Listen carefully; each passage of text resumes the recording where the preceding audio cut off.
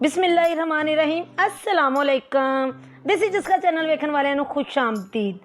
मेरी YouTube family का की हाल है। मैं उम्मीद करनी हाँ कि तुम सब खैरियत नाल होवोगे। अल्लाह तुहानू खुश और आबाद रखे, आमीन सुम्मा आमीन। अज मैं तुहाडे वास्ते लैके आई हाँ सब्ज़ मिर्च के अंडे वाले पकौड़े, जिहड़े कि बड़े ही मज़ेदार और बड़े ज़बरदस्त बनते हैं। इहदे वास्ते आपां नू किस किस चीज़ की जरूरत है, चलो आपां चलने रेसिपी की तरफ। पाइया सब्ज़ मिर्चां,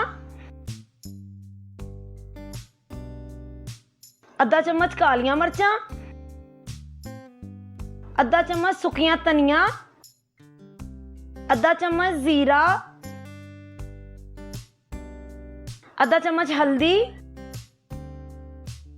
अद्धा चम्मच सुरख मिर्च, अद्धा चम्मच नमक, अद्ध पा बेसन,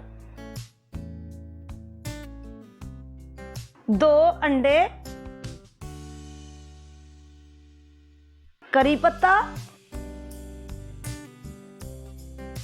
सब्ज़ धनिया। चलो हुण तुहानू मैं बना के वहानी है किस तरीके दे नाल। सब तो पहले आपां अंडे दा मसाला तैयार करना है। दोनों अंडियां नू एक एक करके तोड़ लेना है।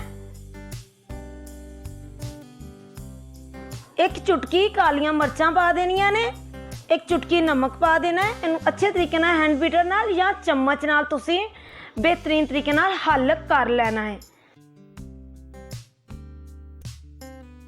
देख सकते हो बेहतरीन अपना अंडा और मसाला हल हो गया है। एक टीका ले लिया है और सब्ज़ मिर्चां नू छुरी दे नाल हल्का जिन्ना आपां टक देना है और टीके नू भर लेना है अंडे नू। इस तरह देख सकते हो उहदे नाल मिर्च ज पाई जाना, एक एक मिर्च पकड़ी जानी है। उन्होंने इस तरह हल्का जिन्ना टक देना है। टीके नू फुल भर के मिर्च नू अंडे दे नाल भर देना है। वेख सकते किड्डी सोहनी भरी गई है। इंज दी रेसिपी ना तो कोई लियाया होएगा ते ना किसी ने टीके नाल भर के सब्ज़ मिर्चां नू इस तरह अंडे नाल भरिया होएगा। इन्नी ज़बरदस्त रेसिपी मैं तुहाडे वास्ते लियाई है। तुसीं इस तरह की रेसिपी बनाओगे तुहाडा जी चाहेगा कि बार बार बनाइए। एक बॉल लैके उहदे विच अद्ध पा बेसन पाता है, अद्धी चमची सुरख मिर्च, अद्धी चमची नमक पा दिता है, अद्धी चम्मच हल्दी पा दी है, अद्धा चम्मच जीरा, अद्धा चम्मच सुखियां धनिया, अद्धा चम्मच कालियां मिर्चां, सब्ज़ धनिया जिहड़ियां कि मैं थोड़ी जिन्नियां कट्टियां सी ओह पा दित्तियां ने। इन्हां नूं धो लेना है अच्छे तरीके नाल। थोड़ा जिन्ना पानी पा के पहले तुसीं हल करना है। इनू ज़्यादा आपां पतला नहीं करना, लिक्विड टाइप ही आपां बनाना है इनू। थोड़ा पानी दोबारा पा लेना है कि ताकि ज़्यादा पतला ना हो। उस तरीके नाल पानी पाना है। तकरीबन 4 तो 5 चम्मच ही पानी इस्तेमाल होना है इहदे च। वेख सकते हो बेहतरीन लिक्विड ही बन गया है।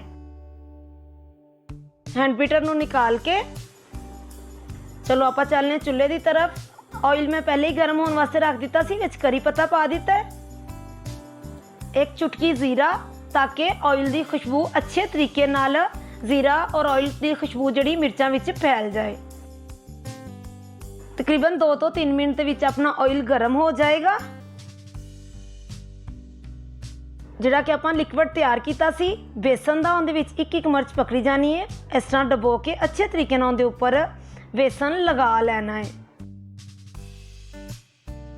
ऑयल अपना बेहतरीन गर्म हो चुकी है। एक एक मिर्च उठाई जानी है ते विच रखी जानी है। माशाल्लाह वेख सकते हो किड्डियां सोहनियां तलीचनियां शुरू हो गई ने। अगर तुहानू मेरी वीडियो अच्छी लगी तो वीडियो लाइक करना, चैनल सबसक्राइब करना, बैल के निशान नू दबा के आल ते ज़रूर सैट करना। माशाल्लाह माशाल्लाह वेख सकते हो कितना खूबसूरत लग रहा है। खुशबू भी बड़ी अच्छी आ रही है। बड़े बड़े पकौड़े खाधे होंगे, लेकिन तुसीं जदों सब्ज़ मिर्च के पकौड़े बनाओगे तो तुहानू बड़े ही मज़ेदार लगणगे। इन्हां तुहानू मैं कट के दिखावांगी कि अंदरों अंडा किस तरीके दे नाल भरिया और खूबसूरत कितना पक गया है। इस तरह ही हिलाई जाना है ताकि दोनों साइडों तो अच्छे तरीके नाल तलियां जान। ज़्यादा ब्राउन नहीं करनियां, बिल्कुल जिस तरह पकौड़ियां का कलर हुंदा है उंज ही करना है। चानी होए या कि कोई भी चीज़ होए जिहदे विच नुचड़ जाए, तुसीं इस तरह एक एक मिर्च पकड़ के रखी जानी ताकि कि ऑयल इहदा चंगी तरह नुचड़ जाए। माशाल्लाह माशाल्लाह कितनी ज़बरदस्त अपनी मिर्चां तैयार हो गई ने। पकौड़े वेख सकते बिल्कुल ओरिजिनल पकौड़े ही लगते हैं जिवें कि आपां आलू दे बनाई दे ने। ਨਾਲ ਤੁਸੀਂ ਕੈਚਅਪ ਲੈ ਲਓ ਜਾਂ ਥੋੜੀ ਜਿਹੀ ਦਹੀਂ ਲੈ ਲਓ। ਤੁਹਾਨੂੰ ਮੈਂ ਕੱਟ ਕੇ ਵਹਾਨੀ ਆ ਕਿ ਕਿੰਨਾ ਜ਼ਬਰਦਸਤ ਆਪਣਾ ਅੰਡਾ ਪੱਕ ਚੁੱਕਿਆ ਹੈ। ਮਾਸ਼ਾਅੱਲਾ ਮਾਸ਼ਾਅੱਲਾ। ਫਿਰ ਮਿਲਾਂਗੇ ਇੱਕ ਨਈ ਵੀਡੀਓ ਦੇ ਨਾਲ। ਬਾਏ ਬਾਏ, ਅੱਲਾ ਹਾਫਿਜ਼।